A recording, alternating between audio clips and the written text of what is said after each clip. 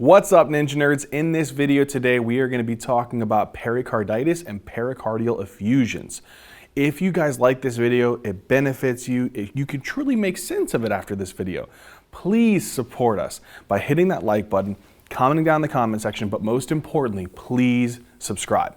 Also, if you guys want some amazing notes, some illustrations to follow along during this video to truly help you guys to understand this topic, go down in the description box below. We'll have a link to our website where you guys can go check that out. Let's start talking about pericarditis and pericardial effusions.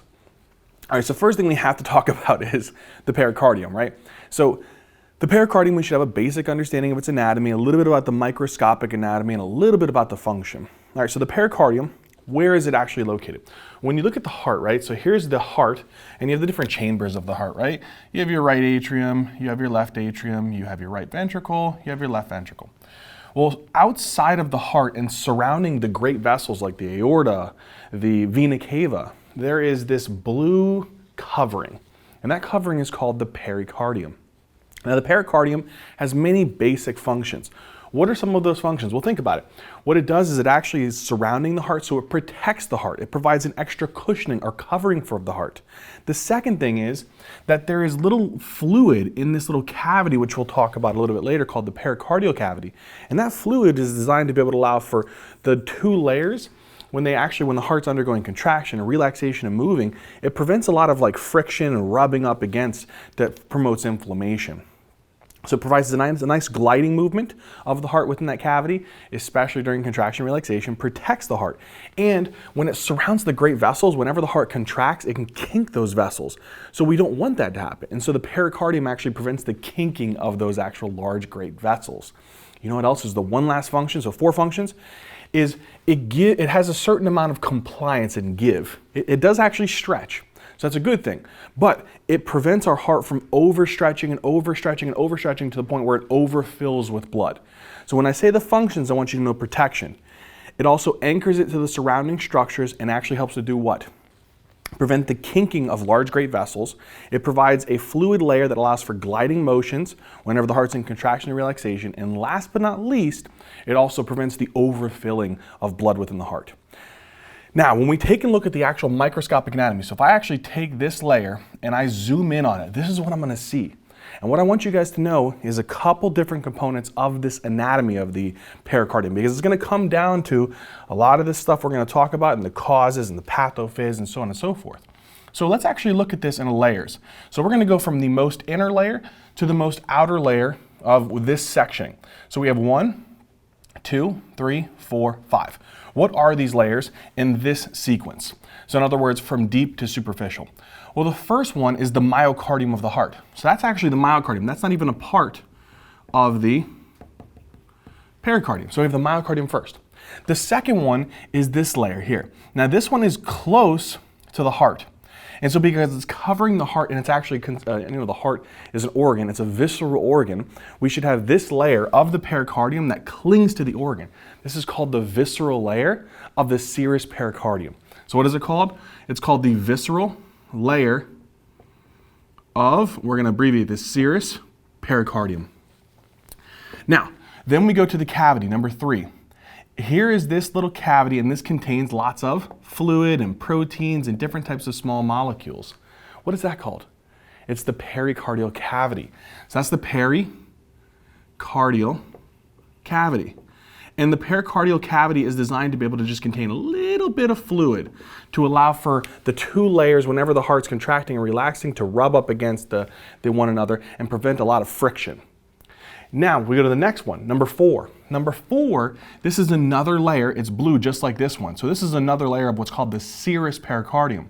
But this one's outwards towards like the wall, the actual chest wall. And we call that the parietal layer. So this is actually called the parietal layer of the serous pericardium. So we have 2 layers of the serous pericardium. The one that clings to the actual heart, which is the visceral layer, and the one that clings to the chest wall, which is the parietal layer. Between them is the pericardial cavity containing serous fluid. The last one is the most outer layer. Just on the outside of the parietal layer of the serous pericardium, there is a fibrous layer, a very tough, thick layer which is designed to be able to protect the heart. So on the outer part, number 5 here is the fibrous layer of the serous pericardium. When someone has pericarditis, there is an inflammation, and the most common area of inflammation tends to involve the visceral layer of the serous pericardium, indirectly the pericardial cavity, and the parietal layer of the serous pericardium. So these are the most commonly involved layers within pericarditis. And pericardial effusions are excessive amounts of fluid, we'll talk about that occur within the pericardial cavity. And so you can see how in pericarditis and pericardial effusions, these layers are the most commonly affected. Okay, let's talk about a couple definitions and disease states real quickly. So when I have someone who has pericarditis, it's obviously, the first definition here is when we talk about pericarditis, we've already kind of hit this process, is that pericarditis is the inflammation. It is the inflammation of the visceral layer of the serous pericardium, the parietal layer of the serous pericardium, and sometimes you can have fluid that accumulates within this pericardial cavity leading to an effusion. But this is pericarditis. Now there's two different types. There is an acute and then there is chronic. Sometimes this range differs. So sometimes when we say an acute pericarditis, that typically is less than 3 months. And then whenever it's being involved for more than 3 months, this tends to get more in the category of chronic pericarditis, and we'll talk about those. Okay, so that's pericarditis, inflammation of the pericardial layers, visceral, parietal, and even maybe in some involvement of the pericardial cavity, which maybe there's an increase in fluid, and we'll talk about what that is a little bit later. Okay, let's say though, well that later is now, you get inflammation of the visceral layer of the serous pericardium, inflammation of the parietal layer of the serous pericardium. And whenever there's inflammation, what happens? Let me explain something to you. Let's say that you have some type of process, and we'll talk about these disease processes. When these disease processes involve the pericardium, so here's your visceral layer. Okay, we're just taking this and zooming in on it right here. So again, myocardium, this is a blood vessel between that visceral layer, pericardial cavity, parietal layer, blood vessel, fibrous pericardium, okay? When someone has some inflammation that is involving their visceral or their parietal layer of the serous pericardium, this inflammation causes a lot of cytokines to be released. These cytokines will do what? Cause the blood vessels just adjacent to them to become more permeable. When they become more permeable and open up, more actual fluid can leak out of these areas. And when more of this fluid leaks out of these areas, it can start to accumulate within the pericardial cavity and increase the actual fluid within the pericardial cavity abnormally. So whenever there's inflammation due to whatever reason, some destructive process, some lesions that are involving the pericardium, it causes inflammatory chemicals, dilates and increases the permeability of the nearby capillaries and causes them to leak fluid into the pericardial cavity. Whenever there is this increase in fluid within the pericardial cavity to where the volume increases in size, what is that called? A pericardial effusion. So what is this whole process here called? This is called a pericardial effusion. And usually, if someone has pericarditis, most of the time, this can progress to a pericardial effusion.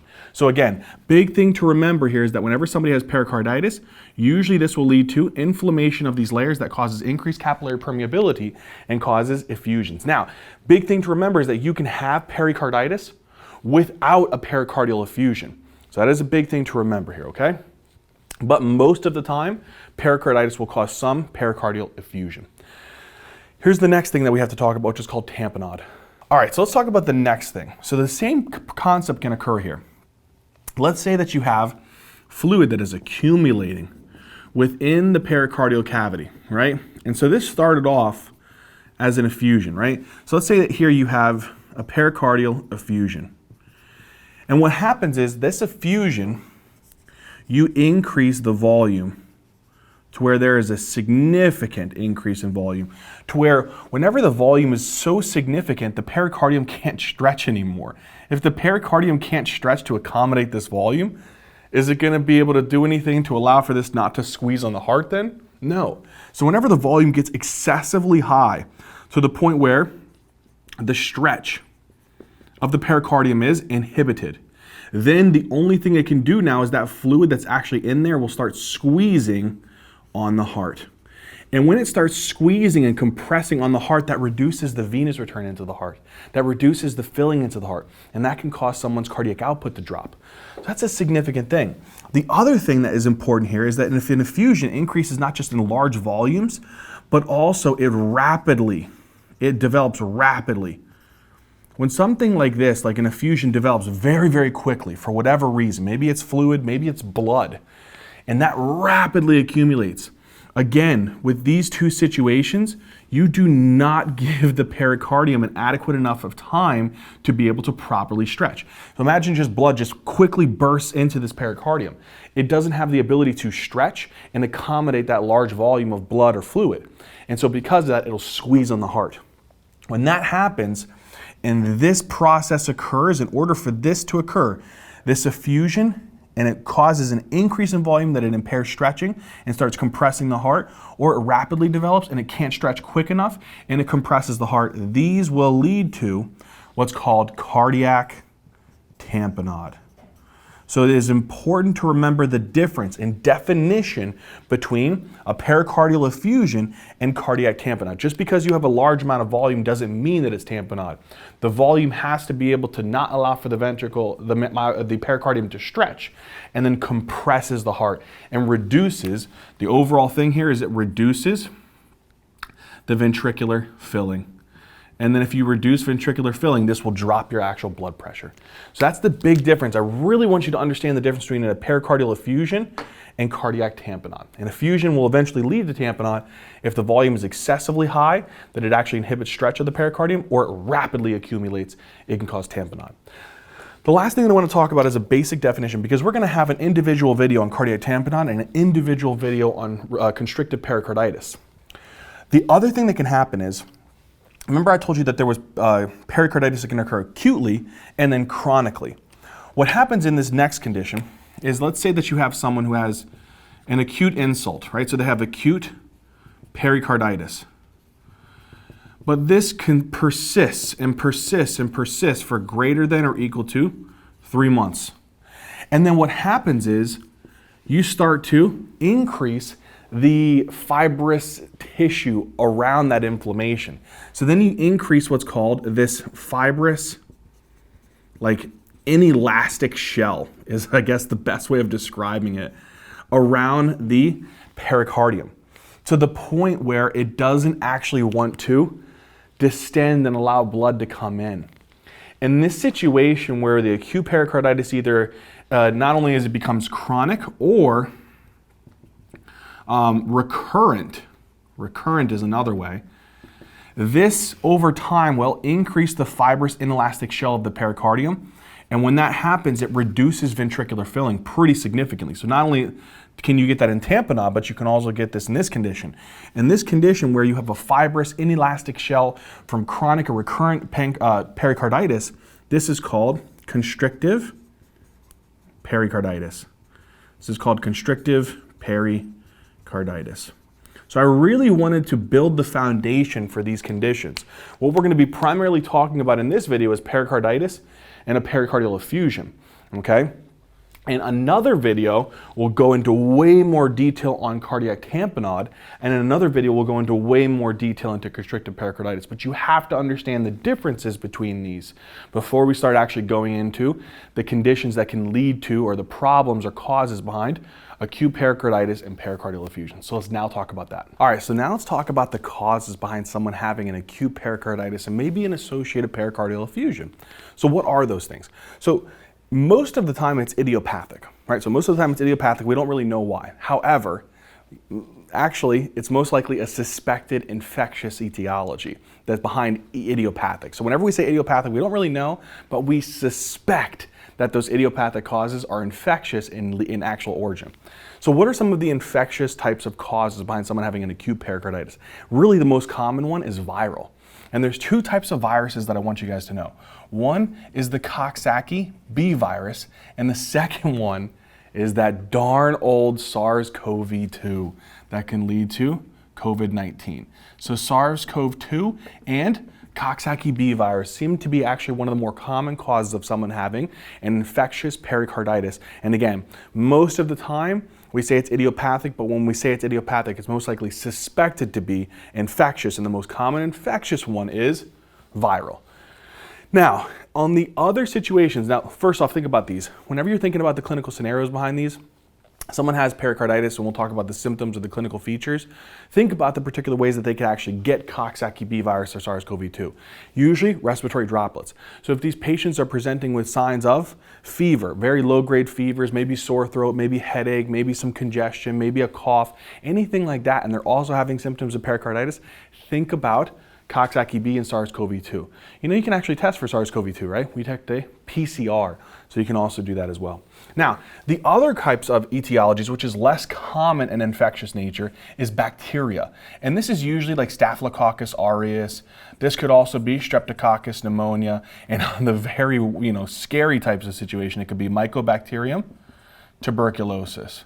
So Mycobacterium tuberculosis, Staphylococcus aureus, or maybe even Streptococcus pneumo. And what kind of problem would this become about?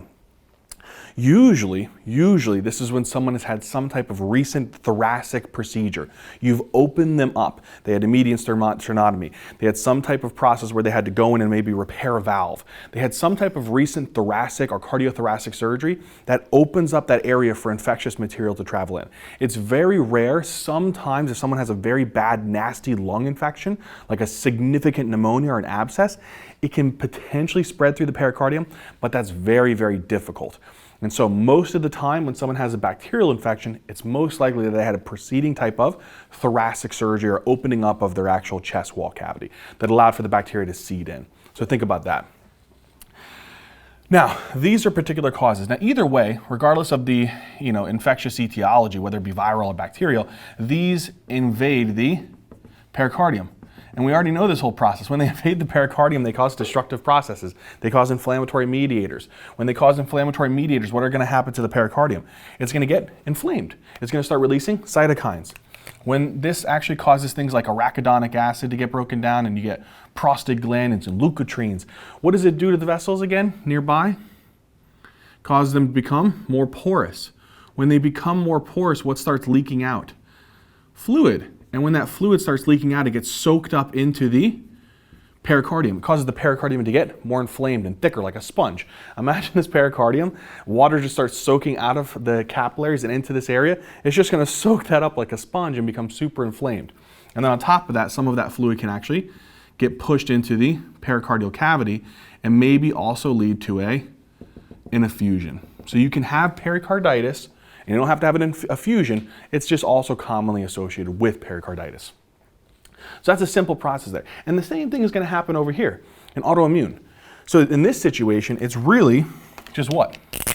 Some type of antibody-mediated process. You're producing antibodies. Maybe this is some type of anti-nuclear antibodies, maybe this is some type of rheumatoid factor, whatever it may be, these antibodies are being produced and causing destruction or inflammation or agitation to the pericardium, exacerbating this whole process. What are some particular diseases that may be autoimmune in nature? Rheumatoid arthritis, systemic lupus erythematosus, there's many different things. But these happen to be the more common autoimmune conditions that you'd want to remember. It's actually worth the squeeze to remember it. What else? Uremia and patients who have chronic kidney disease, like particularly, when I say chronic kidney disease, I mean end-stage renal disease. So when I say chronic kidney disease, they're more like end-stage renal disease, most likely on some type of hemodialysis for their actual kidney disease. Or they have an intense acute kidney injury, a severe acute kidney injury where their kidneys are just really not functioning very properly. And in these scenarios where someone has a very severe chronic kidney disease, most likely end-stage renal disease or acute kidney injury, their ability to be able to excrete things like urea and creatinine into the urine fails. They aren't good at that anymore because their kidneys aren't working. And so because of that, urea particularly, this son of a gun is a problematic molecule, because what happens is urea can actually get deposited into the actual pericardium and induce inflammation, white blood cell infiltration, and cause a lot of serous and fibrinous deposits in the pericardial cavity. So this is another big one to think about. So far, the big ones that I want you to remember is idiopathic is the most common. However, when we say idiopathic, we suspect it's infectious, and the most common infectious is viral, Coxsackie-B and SARS-CoV-2. Bacterial, think about thoracic surgery, opening up of their chest cavity, something that allowed for them to bacteria to invade in, such as Staphylococcus aureus, Streptococcus pneumonia, and if they have some type of immunosuppressive condition, very high risk of opportunistic infections such as tuberculosis. Autoimmune, RSLE, and if they have end-stage renal disease on hemodialysis or severe acute kidney injury that they'll likely proceed to hemodialysis, that can cause uremia. What are some other problematic issues? All right, so what are some other ones that I want you to remember? The next one is actually neoplasia. Particularly, when I say neoplasia, I mean like metastases. So you have a primary cancer somewhere else, not the pericardium, and then those actual primary cancers, they seed off some actual metastatic lesions that go and actually infiltrate the pericardium. What are those cancers that you should actually go looking for whenever you have a patient with symptoms of pericarditis and maybe diagnosis of pericarditis, and you've ruled out infectious, you've ruled out autoimmune, you've ruled out uremia, and all these other ones we're going to talk about. Think about the first one, most likely one is going to be some type of lung cancer. So in patients with lung cancer, they have a high likelihood of seeding that actual neoplasia and metastasizing it into the pericardial cavity. Another one that's a really big one is lymphoma. Particularly, which type of lymphoma? Non-Hodgkin's or Hodgkin's? Non-Hodgkin's lymphoma tends to be a big one. So non-Hodgkin's lymphoma, and also to some degree, leukemia. What else? Renal cell carcinoma. Whenever somebody has renal cell carcinoma, they also have a high risk of metastasizing a lesion from the kidney or from the, again, lymph node lymphoma to the pericardial cavity, and actually pericardium, sorry. And then the last one is some type of breast cancer. So breast cancer, again, if they have some type of metastasis that spreads, it can spread to the pericardium. And again, when it spreads to the pericardium, it infiltrates the pericardium. This causes immune system cells to come near that area where the cancers are, and it leads to inflammatory reactions, causes the increased capillary permeability. The pericardium soaks up some of the fluid from the actual increased capillary permeability. Some of it also leaks into the pericardial cavity. It may lead to an effusion. You guys get the whole point. It's a very repetitive process here. But again, please don't forget lung cancer, lymphoma, renal cell carcinoma, breast cancer, any of these that actually metastasize and spread and infiltrate into the pericardium. Okay? What else? Okay, the next one could be some type of radiation. Now, think about why would radiation do that? It's pretty straightforward, right? You get some type of radiation procedure here. That radiation can actually lead to what? Destruction and inflammation, particularly actually more destruction really, of the pericardial tissue. You destroy the pericardial tissue, it's going to become inflamed. It's going to cause immune system cells to come into the area, clean up the actual destroyed and debrided, actually destroyed tissue or inflamed tissue, irritated tissue that's coming from the radiation. So radiation will destroy the pericardial tissue, immune system cells come in there, clean up the destroyed tissue, and then start laying down fibrous tissue. But again, that whole process there of radiation can definitely lead to this process. Now, what would the radiation be in the clinical vignette? It would be somebody who has maybe a neoplasia. Maybe they have some type of lung cancer. Maybe they have a bronchogenic carcinoma. Maybe they have some type of esophageal cancer. Maybe they have lymphoma. And they're getting radiation therapy for that lung cancer, for the esophageal cancer, for the bronchogenic carcinoma. Any of those things that they're getting radiation therapy for, it can actually destroy the pericardial tissue and lead to inflammation of the pericardial tissue and subsequent fibrosis. That is the whole point to think about that one. The last one that I want you to remember is post-myocardial infarction. So this one's actually really interesting.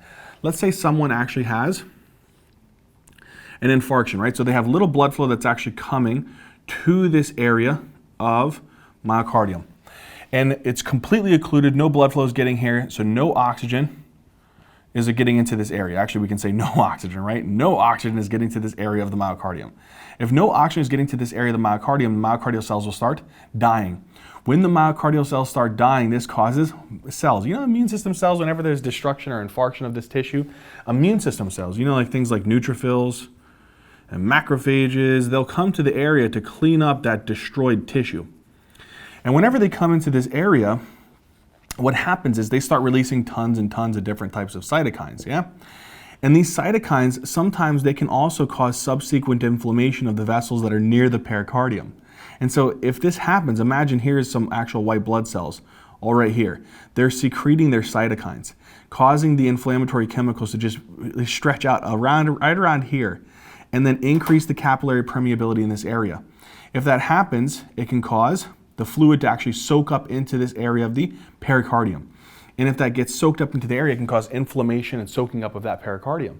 That can cause pericarditis. Now, if it happens 1 to 3 days post-MI, this is actually a post-infarction pericarditis. So this is post-infarct pericarditis. It's likely related to the infarct itself, and the localized inflammation that creates the pericarditis, this localized inflammation.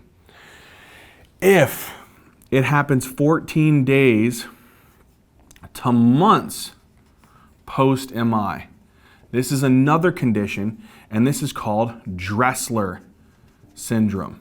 Dressler syndrome. In this condition, there is inflammation and actually subsequent fibrosis of the myocardial area that's infarcted. What happens is these immune system cells, they go in and they have to clean up this area of destroyed infarcted tissue, lay down fibrous tissue. But during that process, they're picking up different types of myocardial proteins and cleaning them up. What happens is they may present these proteins to your lymphocytes. Your lymphocytes, when they actually are interacting with these immune system cells, they start saying, okay, well, I saw some myocardial proteins that will get cleaned up. I have them in my memory now. And guess what? For some reason, I don't know why, I'm just going to go ahead and start making antibodies that are against those myocardial proteins. But those myocardial proteins, there may be proteins in the pericardium that resemble them. And so let's say that this is the protein that was actually from the myocardium, and this protein looks just like that in the pericardium. These will go and attack that antigen, and that happens to be this area of the pericardium. And this will lead to inflammation of the pericardium, subsequent increased permeability, soaking up the pericardium, making it become inflamed, and then subsequent pericardial effusions. That's the whole process. That's what I want you guys to remember. So again, to put into summary, again, what's the overall things that you want to remember? There's some type of insult to the pericardium. That could be idiopathic, most likely infectious, like viral, Coxsackie, SARS-CoV-2, bacterial. Again, it could be autoimmune, such as SLE or rheumatoid arthritis. It could be uremia. It could also be neoplasia, where there's metastases to the pericardium, or there could be radiation damage or post-MI. Either way, there's some type of insult, and subsequently inflammation of the pericardium. That increase in inflammation of the pericardium can lead to pericarditis. And if the inflammation occurs, sometimes it can also cause fluid to accumulate within the pericardial cavity, and you have a subsequent pericardial effusion. This is explaining how all this process occurs. Now, let's talk about what are the clinical features and physical exam findings in someone who has pericarditis and maybe a pericardial effusion. All right, so let's talk about the clinical manifestations and the physical exam of some patients with pericarditis and maybe a subsequent pericardial effusion. So first thing is going to be the most high yield component of this lecture is the characteristic description of these patients' chest pain. Okay, so obviously their particular chief complaint is going to be a very specific type of chest pain. Now, their chest pain, when we describe their type of chest pain, it's typically a sharp type of chest pain in comparison to someone with an anginal type of chest pain, which is more squeezing, it's more tight, it's more heavy type of feeling. So in their description of their pain, the quality of their pain is typically sharp. The other thing that's really important to remember about their pain is the radiation of their pain. Their pain, let's say here, there's the inflammation of the pericardium, right? It's going to be substernal. So that's another one. If we say location, it'll be substernal chest pain, but it'll be sharp in quality. And then radiation this is the high yield fact. It tends to radiate to the trapezius. That is a high yield fact here. So it does radiate, and when it radiates to the trapezius. So that's a big, big thing that I really want you guys to remember here. Okay, another thing that's really interesting is this actual pain that they have tends to be positional. And what I mean by this is the pain can be exacerbated in certain types of positions, and it can feel a little bit better in other types of positions. So in what positions does it actually tend to feel terrible in? And those positions that it actually seems to be very, very terrible in is when a patient is lying supine. When a patient is lying supine, think about why this would increase the intensity of the chest pain. Let's think about why. When they're laying down flat, guess what this is doing? First off, you have the diaphragm, your abdominal contents. So here's let's say here's your abdominal contents. When you're laying down flat, that tends to have a push up on the diaphragm. All right. And then if the diaphragm is getting pushed on from your abdominal contents, and here's your pericardial cavity. Let's say that this is a normal pericardial cavity. Okay. If someone has pericarditis where it's inflamed, and on top of that, they also have an effusion. So here's their pericardial cavity that now has an effusion and it's inflamed. If you're laying down supine, your abdominal contents are pushing up in your diaphragm, and that's pushing on the pericardial cavity and the pericardium. That's going to be ouchy.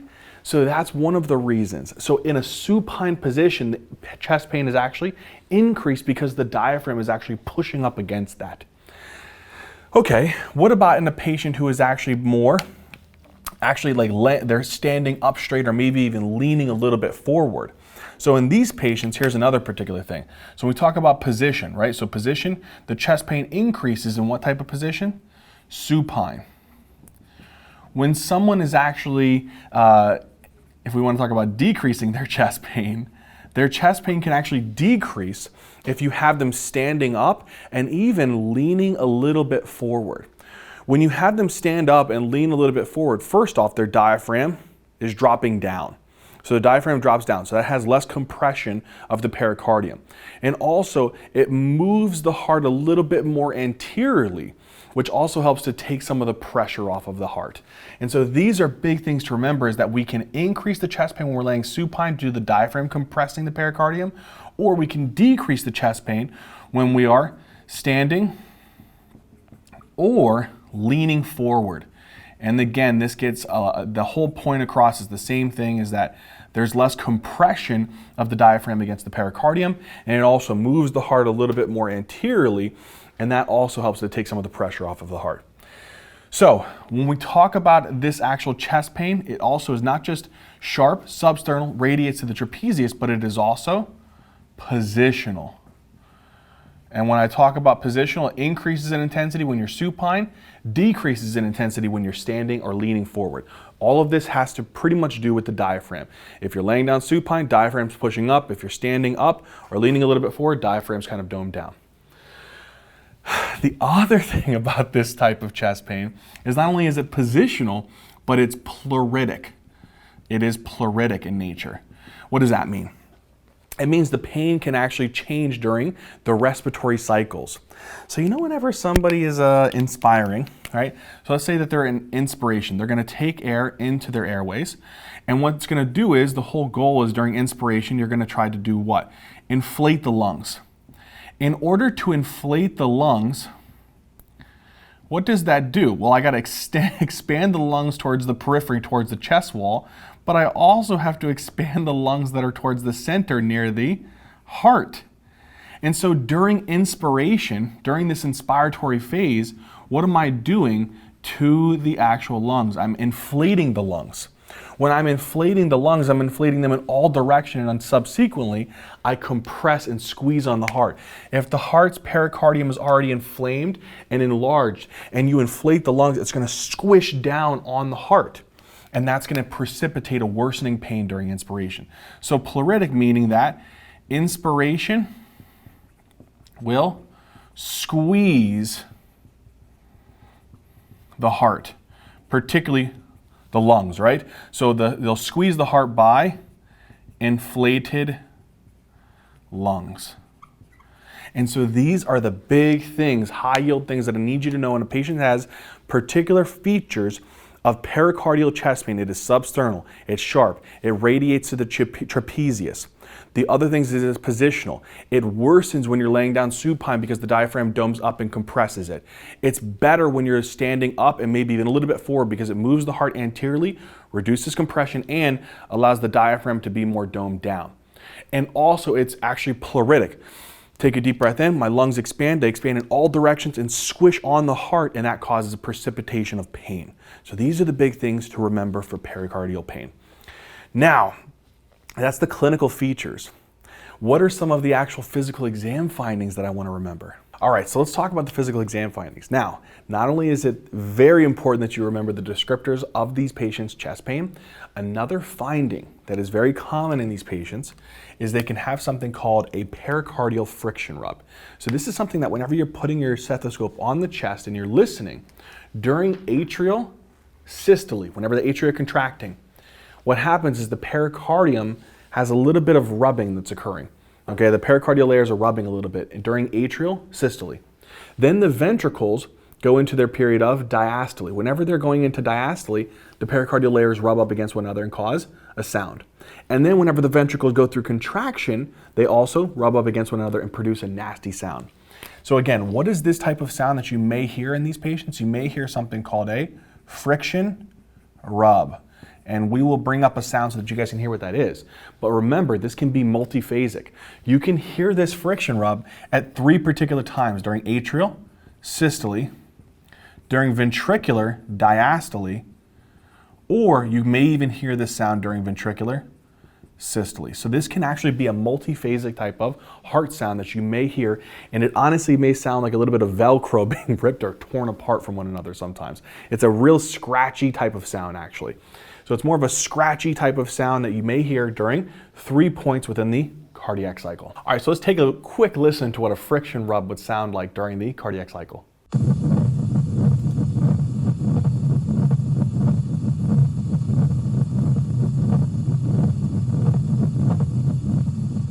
All right, what is another particular physical exam finding that you really want to remember? In patients who have pericarditis, they may, again, plus or minus, we say, may have a pericardial effusion. And this is important. It's very common. It's very common for them to have effusions. So when they have these effusions, they have a lot of this fluid here between, all right, the pericardial layers, between the visceral and the parietal layer of the pericardium. Now, whenever the heart is going through the cardiac cycle, right, and you're producing your different heart sounds, right, you'd have your S1 and then you'd have your S2. We really want to be able to hear those heart sounds well. In patients who have a pericardial effusion, that heart sound that's occurring when the mitral valve and tricuspid valve are closing, or whenever the aortic semilunar valve and the pulmonary semilunar valve are closing, you know, obviously S1 and S2 respectively from what we just said, if there is a particular fluid that may be altering that sound from going all the way through the heart chambers, through the pericardium, pericardial cavity, all the way up to the chest wall, a lot of fluid may dampen that heart sound. And so sometimes these heart sounds may sound muffled or distant or just a little bit decreased in general. And this may be indicative of a pericardial effusion. So the larger the effusion is, the worse that actual sound may be. The last other physical exam finding that you'd really want to remember, it's probably not something that you would see too commonly in the actual clinical field. However, on your board exams, it's very important to remember this, is let's say that someone has a pretty decent pericardial effusion.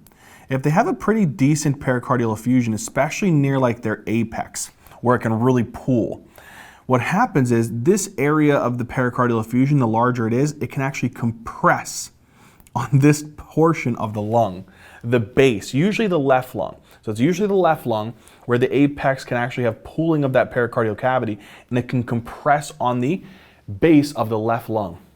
When it compresses it, imagine this whole portion here of the lung that's being compressed, it's all blocked off from getting air. So no air is getting into this portion of the lung. So it kind of acts in a way like a consolidation. And you know, whenever you're like, you know, if you do this, you're tapping onto the bases of the lungs and the posterior chest wall. Usually you want to hear resonant sounds. Normally, you want to hear resonant type of sounds. But in patients who have some type of compression of the area and what maybe seem like a consolidation, they'll have dullness to percussion. So one of the particular findings here is that in patients with these, again, this would be a pericardial effusion. These would be findings that they may have. If they have a pericardial effusion, they may have dullness to percussion. So dullness to percussion. And again, this is that left lung base. So this would be the left lung base. Another thing, you know, the bronchi, right? So you know you have different types of sounds that when you're listening to the lungs. Normally when you're listening to the lung parenchyma, you want it to be vesicular. Vesicular types of breath sounds, which are usually softer. They're not as high pitched. And then there's other sounds here, which is called your bronchial breath sounds. Now, whenever your lung actually has these things called bronchi, these bronchi continue to branch and branch and branch and give way to alveoli. When air is flowing through your trachea, you have tracheal breath sounds. And then when it flows through your bronchioles or bronchi, you have bronchial breath sounds. And then as it goes into like the larger bronchioles and then into the alveoli, you have bronchovesicular. And then it gets into the alveoli, it's primarily vesicular breath sounds. If someone has like a consolidation, or in this case, similar to a consolidation because the pericardial effusion squishing down in the lungs, no air is getting into these alveoli and smaller bronchioles. And so only air is flowing in these bronchi. And so what happens is, because air kind of just abruptly stops right here as it goes into those smaller bronchioles and alveoli, the next breath sound that's going to be there is bronchial breath sounds. So when you listen to their left lung base and you put your stethoscope there, what would you hear? Bronchial breath sounds, where you would usually hear vesicular breath sounds. So that would be the second finding here. The second finding is they would have bronchial breath sounds. And again, this would be at that left lung base. There's a third finding. A third finding is actually if you go and either put your stethoscope on there or you put your hand, like the hypothenar imminence, on the back of the chest wall, in that posterior portion of the left lung, and you have them say 99, 99, 99.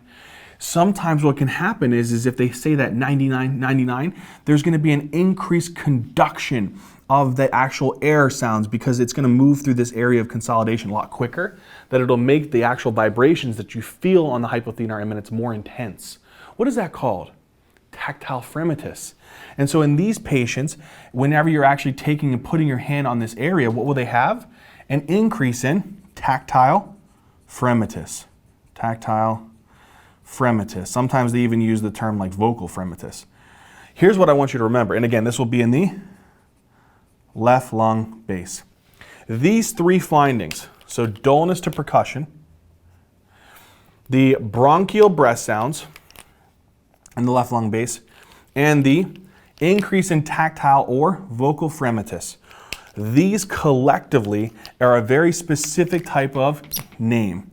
This is called Ewert's sign. One heck of a thing here, right? We call this Ewert's sign. And this may be indicative of a large pericardial effusion that's causing compression and atelectasis of this left lung base. Now that we've covered all of these physical exam findings, let's now talk about the diagnosis and treatment of pericarditis and pericardial effusion. All right, so let's talk about the diagnosis of pericarditis and sometimes patients with pericardial effusions. So one of the things that we can do is if a patient has pericarditis, there's inflammation of the pericardium. And whenever it causes that inflammation of the pericardium, sometimes it can just locally extend to the myocardium, enough where it can actually produce very bizarre EKG changes. So in patients with pericarditis, one of the classic findings is they will have elevation in their ST segments. But there's particular things that we need to know about it. One is that it is diffuse ST elevation. And what I mean is you can see this in the chest leads, the precordial chest leads, like tons of them. You may see this in the inferior chest leads, maybe even the lateral chest leads. So they can involve so many chest leads. That's one of the obvious findings. The second thing that you want to know about it is not just that it's diffuse, but here's the other thing.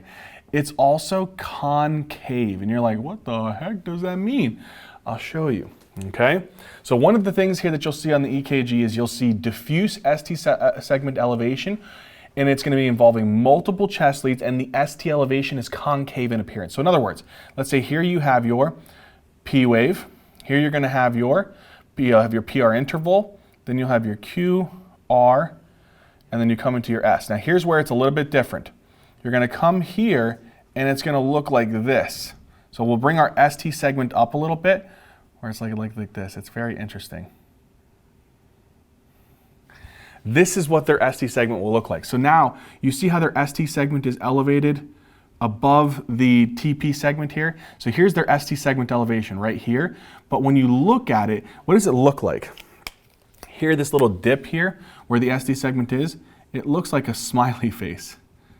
So you can remember here, if you see a smiley face within the ST segment, that's a good thing. That's something to smile about because it's not disastrous in a patient who has a MI. And an MI patient, you know what theirs look like?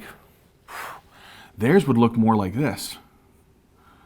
You would have again here, but they would look like this. And then look at this.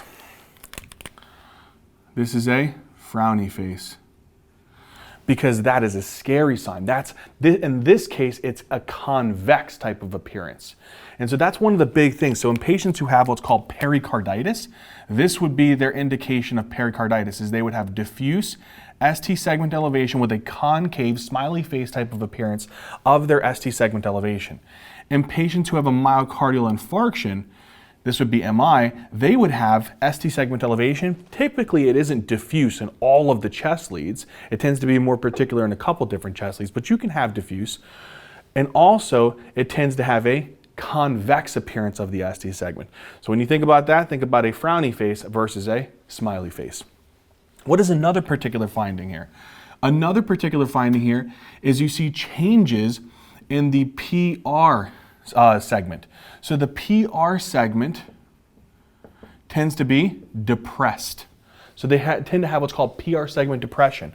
And this tends to occur primarily, usually you see this more involving like the inferior leads of the chest. So usually more often it's involving the inferior leads. But you can also see this in other leads. It just happens to occur more commonly in the inferior leads. So again, what you would see here is you would have your P wave, and then what would happen is normally here's your PR segment. In these patients, it would be depressed. And then they would have their Q wave, R, and then again, if we're going into like some type of ST segment elevation,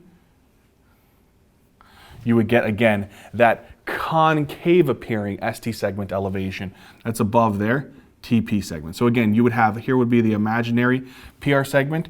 It's depressed here. And their ST segment elevation is concave up and diffuse. So these are the things to remember for these patients with pericarditis. Now, we'll talk about this a little bit later, but in someone who has a pericardial effusion to the point where it's very, very large, think about what could happen there. If you imagine that you had a heart here, we're not going to go into crazy detail about this, but imagine here you have a patient with a heart here, and then it's just swimming in a large pericardial effusion. So here you have this pericardial effusion, and it's just swimming like a fish in this pericardial effusion. You know, whenever you give off the mean electrical QRS vector, where does it aim? It aims like this, right? Towards like the apex of the heart, okay? In a patient who has all this fluid, now that electrical vector has to travel through this large pericardial effusion. The farther distance that electrical activity has to move until it gets to the electrodes on the chest is a farther distance. It's going to make the QRS voltage look lower than it really is. And so what may be a finding that you see here, you may see these patients have a low QRS voltage. And this typically is going to be occurring in patients with large pericardial effusions. So please don't forget that. The main thing I want you to remember is these two, but if you also see it with a low QRS voltage, be on the process that there could be a very large pericardial effusion.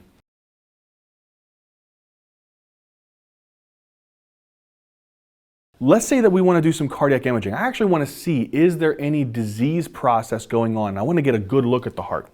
So if I want to get a good look at the heart, what could I do? There's a couple different tests I could do.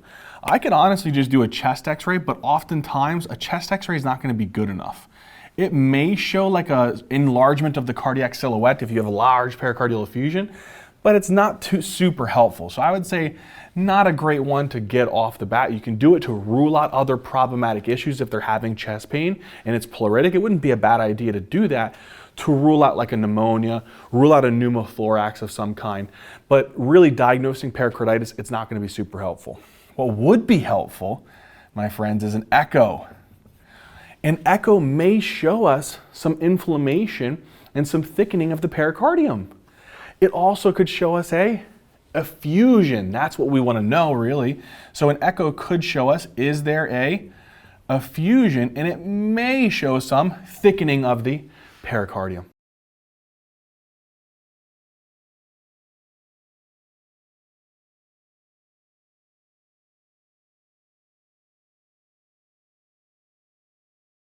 Another thing that you could consider is you could get a CT or maybe even an MRI of the chest. Usually a CT would probably be good enough, because if patients coming in with chest pain, what are you trying to also think about? They may have a PE, or especially if they have pleuritic chest pain. So because of that, you may go and get a CT-PA. And if they go and get a CT of the chest, CT or MRI of the chest, it may be helpful to rule out things like a PE, but in the process, it may show some pericarditis pretty well, because it's good at picking up some soft tissue lesions, and it may even give you a look at any type of effusions.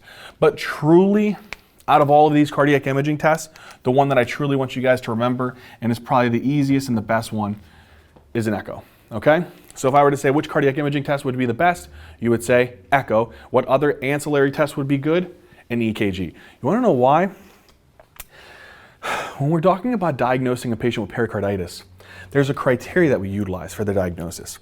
And what does that criteria really say? It says if you have a patient with the types of chest pain specific for pericarditis. Let's jog your memories. What does that mean?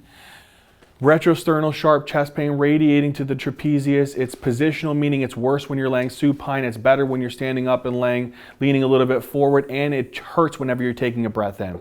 That's all signs very specific for pericardial chest pain. What else? Another thing is if you have a friction rub. A signs of a friction rub is also a very high yield for someone having pericarditis. The other thing is you have the classic ECG changes. So in other words, diffuse ST segment elevation, what would I say? The ST segment elevation, that was what? This is a good reminder, right? It was diffuse and concave, smiley face. And PR segment depression. And if there's a good effusion there, you may also have low QRS voltages, but that's not really the specific thing that we're looking for. It's primarily this ST elevation and PR segment depression. Last but not least, guess what the echo would be good for? Picking up an effusion. So do they have a new effusion that they never had on previous echoes? Or let's say they had an effusion previously and it's worse. In other words, there's more fluid accumulated there. That would again support the diagnosis of an acute pericarditis.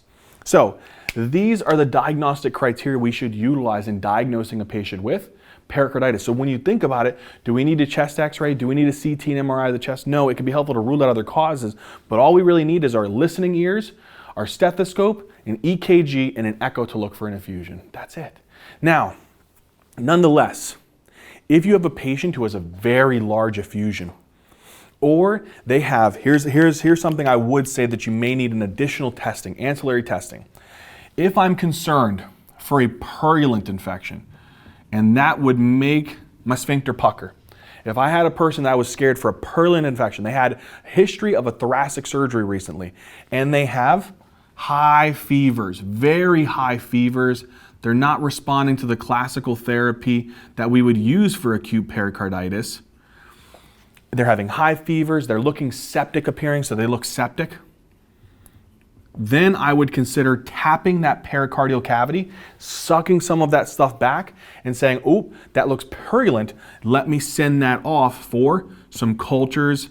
Let me send off a gram stain to find out what kind of bacteria it is. Maybe send off an acid-fast bacillus to rule out tuberculosis.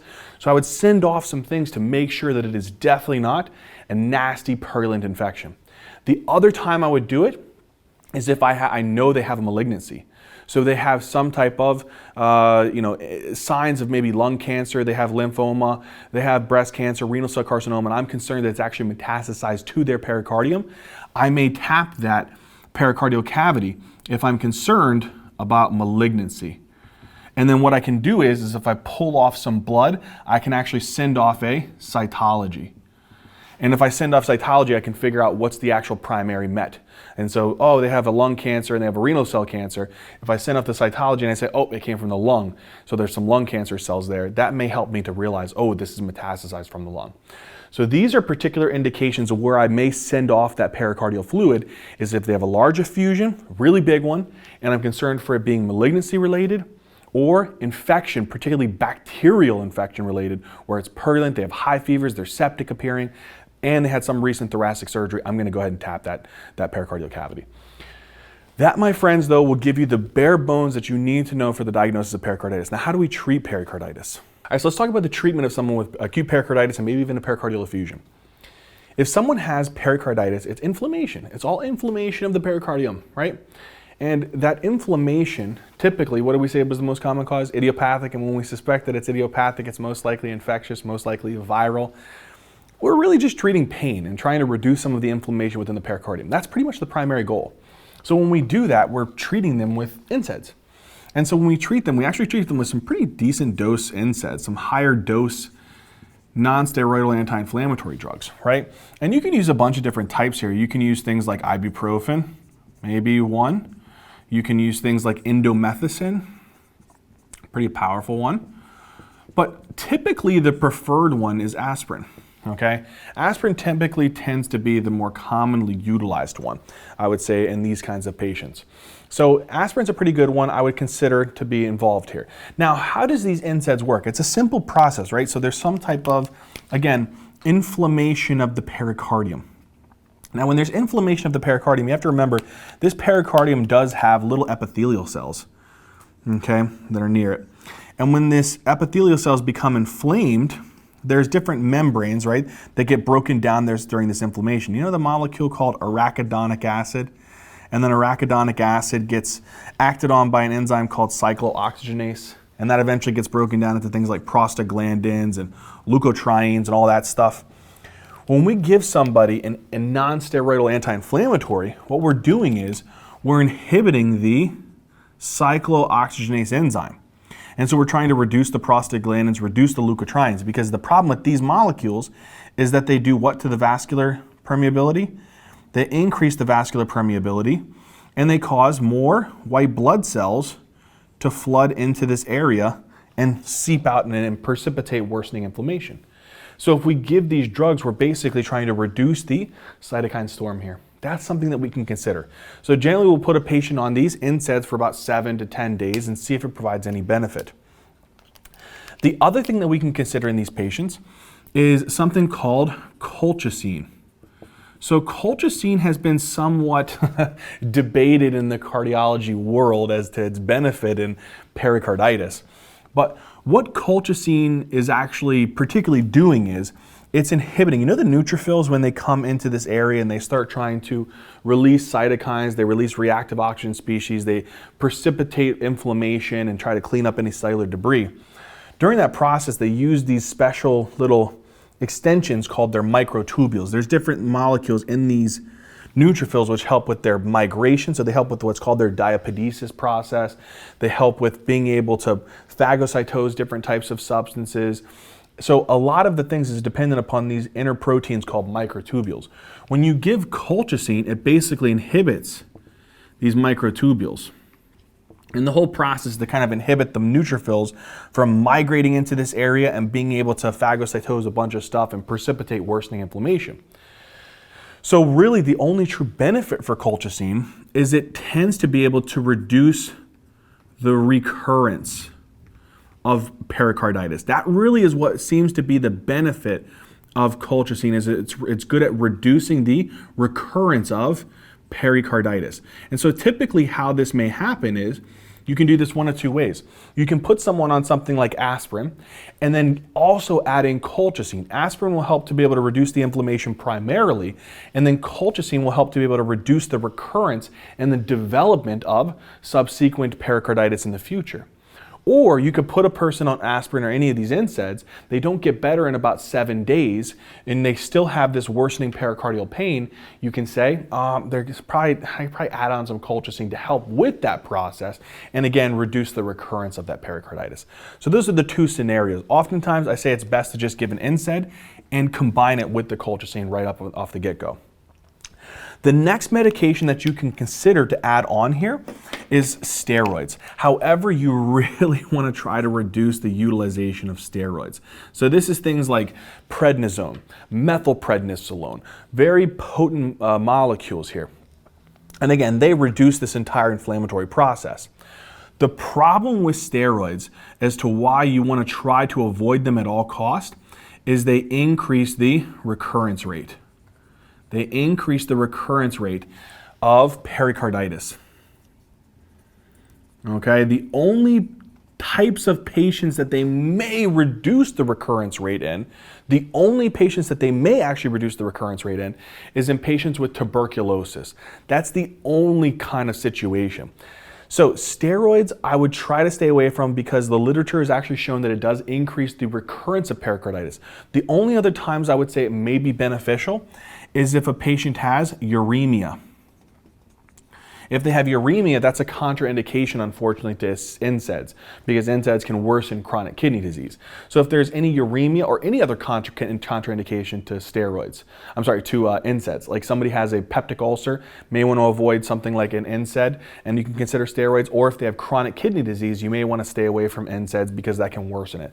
So in patients with uremia or any contraindication to NSAIDs. You know what else may be a beneficial one? Is if they have autoimmune diseases.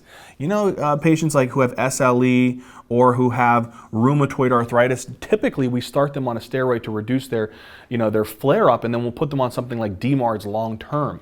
But this may be a benefit, is steroids could be beneficial in patients with autoimmune diseases.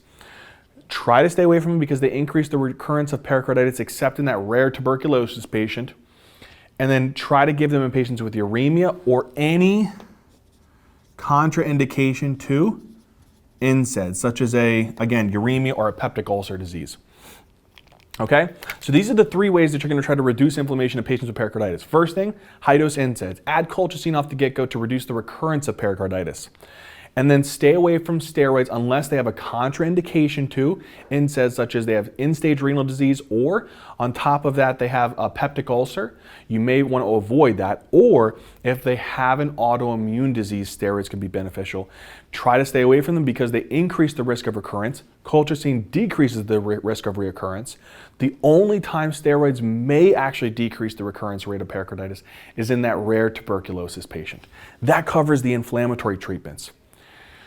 In patients that we may require more advanced, intensive treatment for the pericarditis is in some worrisome types of pericarditis. So again, you see how this is a nasty, nasty infection in here? Let's say that someone has purulent. They have a very, very nasty purulent type of pericarditis. This is, again, your bacteria. In these situations where you have a nasty bacterial infection, really nasty one. So again, you have those high fevers, you have a septic appearance, and they had some type of recent cardiac surgery which allowed for the exposure opening up of their cavity to allow for bacteria to seed in. In those types of situations where they had any type of cardiac surgery or thoracic surgery, and they're at high risk for purulent types of infections of their pericardial cavity, you definitely want to consider draining that. So sometimes you may suck off and do a pericardiocentesis as a way of sucking off some of the actual fluid and sending it to get tested to send off cultures and gram stains and acid-fast bacillus and all that stuff. But what you're eventually going to need to do is eventually you'll put a hole in, and when you put a hole in here, so you'll create a hole within this pericardial cavity, and when you put the hole into that pericardial cavity, you may unfortunately have to stick a drain in here. And that drain may have to drain this patient's purulent infection. And so sometimes this may result in a surgical drain. And on top of that, they're very, very risk of sepsis. And so because of that, you'd also want to consider some systemic antibiotics as well, okay? So this is the only other type I would say that consider some advanced treatment is that if a patient has very significant bacterial, purulent, infectious pericarditis, they may need a drain and then subsequent antibiotics. The last thing is we talk about the effusions. Effusions, sometimes if you treat the underlying pericarditis, it actually may reduce the effusion or prevent the progression and enlargement of the effusion. However, if the effusion is getting large. And there is other concerns here. So you have concerns that the effusion is getting large, and on top of that, they have some type of malignancy, they have uremia, something that can potentially over time get a little bit worse and worse and worse and worse. And so you're concerned that these effusions are becoming more recurrent. So let's say that you have a patient who has like a chronic disease, particularly malignancies. They can have an effusion and you're trying to treat their underlying problem, what their underlying problem is a cancer. Unfortunately, those can continue to slowly and slowly and slowly grow. And so they develop these recurrent types of effusions. In those patients, you may consider doing pericardiocentesis, but oftentimes you may have to open up, put a window in the pericardial cavity, and again, put in a drain to drain off all of that actual pericardial fluid. And so sometimes this may also be necessary in these patients who have very high risk of recurrent effusions, especially patients with malignancy. These can continue to grow slowly over time and continue to happen. And so in these patients, we may have to put in a drain via a pericardial window, okay? So you may also need a drain for these recurrent types of effusions. Ninja Nerds, that covers pericarditis and pericardial effusions. I hope it made sense. I hope that you guys enjoyed it. And as always, until next time.